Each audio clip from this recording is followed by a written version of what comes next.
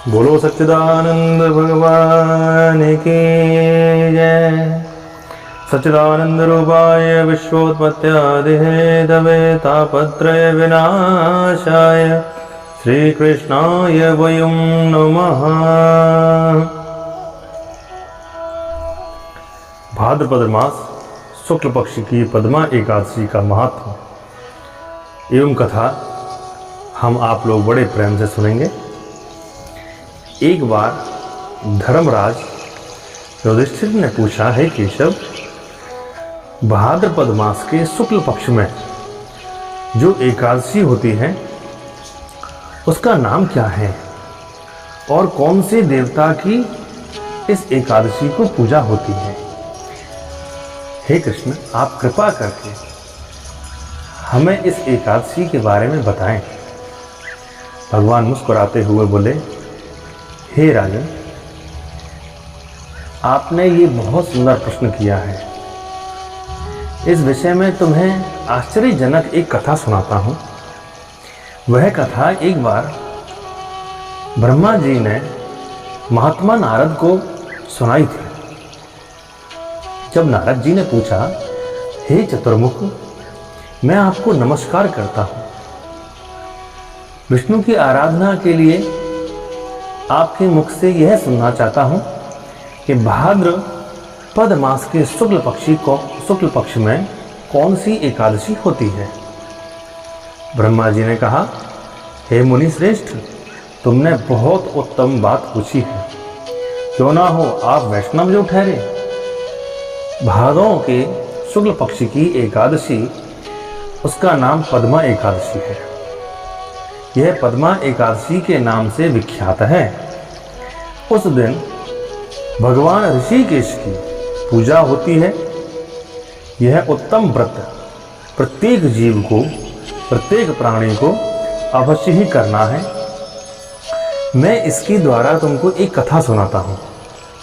सूर्यवंश में एक मानधाता नाम के चक्रवर्ती राजा हुए। वह सत्य प्रतिज्ञी और परम प्रतापी राजर्षि थे। वह राजा अपने धर्म का पालन किया करते थे।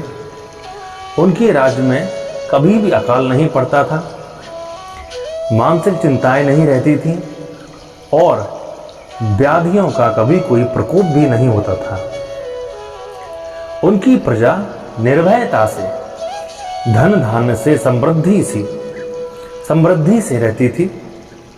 महाराज के कोष में केवल न्याय उपार्जन धन ही संग्रह किया जाता था। उनके राज्य में समस्त वर्णों और आश्रमों के लोग अपने अपने धर्मों में लगे रहते थे। मानधाता की राजभूमि कामधेनु के समान फल देने वाली थी। उनके राज्य में जब तक महाराज ने राज किया, तब तक वहां सुख संपत्ति वैभव हमेशा बरसता रहा। लेकिन एक समय कोई पूर्व जन्म का कर्म ऐसा हुआ कि महाराजा मानधाता के 3 वर्ष तक, महाराज मानधाता के राज्य में 3 वर्ष तक वर्षा नहीं हुई।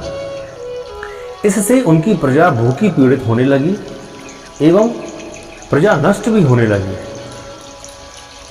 तब संपूर्ण प्रजावासी एकत्रित होकर के महाराज के पास आए और आकर के कहा, हे राजा, आपकी प्रजा 3 वर्ष से जल के लिए परेशान हो रही है, व्यथित हो रही है, लेकिन जल वृष्टि नहीं हो रही है। हे नृपश्रेष्ठ, आपको प्रजा की बात अवश्य सुननी चाहिए। पुराणों में मनीषी पुरुषों ने जल को नार कहा है। वह नार भगवान का अयन है, निवास स्थान है, इसलिए भगवान नारायण कहलाते हैं। कहीं ऐसा तो नहीं भगवान नारायण कहीं रुष्ट हो गए हों? हे प्रभु, हे राजन, हमारी प्रार्थना है आप इस कष्ट का जल्द से जल्द कोई ना कोई निवारण अवश्य ही ढूंढेंगे। राजा ने कहा, आप लोगों का कथन सत्य है, क्योंकि अन्न को ब्रह्म कहा गया है। अन्न से ही प्राणी उत्पन्न होते हैं और अन्न से ही जगत जीवन धारण करता है।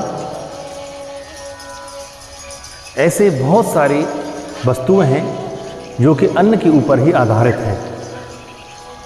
क्यों ना हो, मैं इस कष्ट का अवश्य ही कोई ना कोई उपाय निश्चित करूंगा। राजा ने नगर के कुछ लोगों को अपने साथ लिया, साथ में लेकर के जंगल की ओर चल पड़े। वहां जाकर के राजा ने ऋषि मुनियों को देखा, दंडवत प्रणाम किया।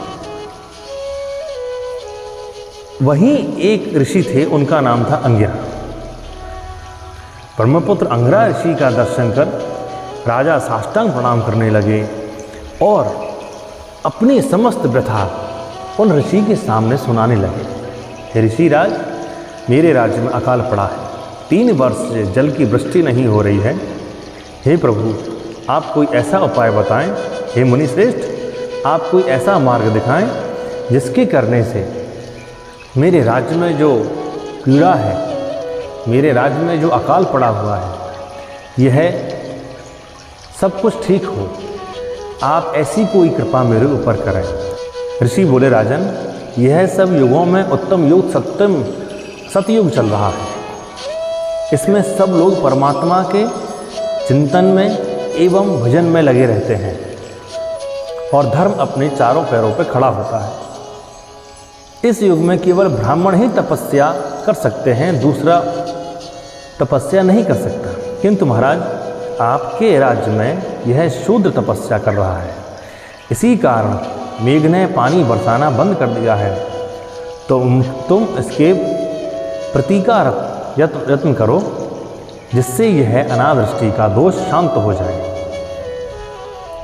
राजन ने कहा, मुनिवर, एक तो यह तपस्या में लगा है, दूसरा निरपराध है, अतः मैं इसका अनिष्ट कैसे कर सकता हूँ। आप उत्त दोष को शांत करने वाला किसी धर्म का उपदेश कीजिए। ऋषिराज बोले, हे राजन, यदि ऐसी बात है तो ध्यान से सुनो। एकादशी व्रत करो।